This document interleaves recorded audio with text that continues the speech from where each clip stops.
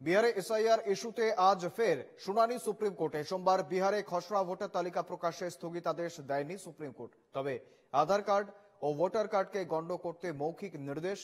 1 August বিহারে প্রকাশ পাবে খসড়া ভোটার তালিকা। খসড়া ভোটার তালিকা প্রকাশের পরেও নাম তোলা যাবে।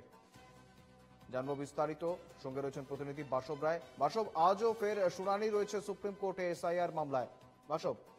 হ্যাঁ, সেরকমটাই খবর, কিন্তু শুনানিটা হবে কিনা এখনো নিশ্চিত না।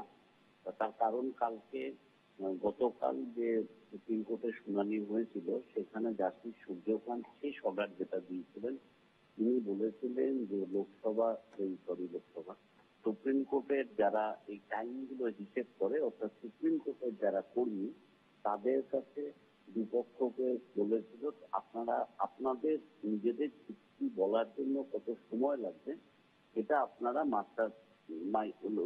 মাস্টার রোলের কাছে জমা দিন, তারপরে আমি দেখব যে কবে পূর্ণ শুনানি করা যায়। তার মানে আমি যেটা ধরে নিচ্ছি সুপ্রিম কোর্টের যা বক্তব্য, সেটা হচ্ছে আজকে হয়তো এসআইআর মামলার কোনো শুনানি হবে না। আজকে একটা ডেট হয়তো বলবে, কাল বা পরশু, কারণ এই দুদিনই হাতে আছে, 30 আর 31 আগস্টের আগে। হয়তো আগামী দুদিনের মধ্যে কোনো একদিন বিহারের এসআইআর শুনানি হতে পারে। তবে এটা ঠিক, জাস্টিস সূর্যকান্ত আবার নির্বাচন কমিশনকে বলেছে সুপ্রিম কোর্ট যে আধার কার্ড এবং ভোটার আইডি কার্ড নথি হিসেবে গণ্য করার জন্য।